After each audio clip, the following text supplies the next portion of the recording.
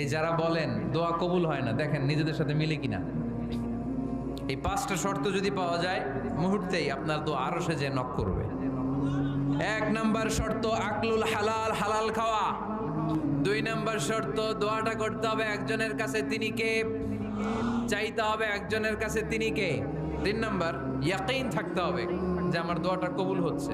যখন দোয়া করবেন আপনার এই বিশ্বাস থাকতে হবে, আমার রব আমার ফরিয়াদ শুনছে, তিনি আমার কথা শুনতে পাচ্ছে, আমি চাওয়া মাত্রই তিনি সব দিয়ে দিতে পারে, এবং আমার রব আমাকে ফিরাবে না, তিনি দিবেনই।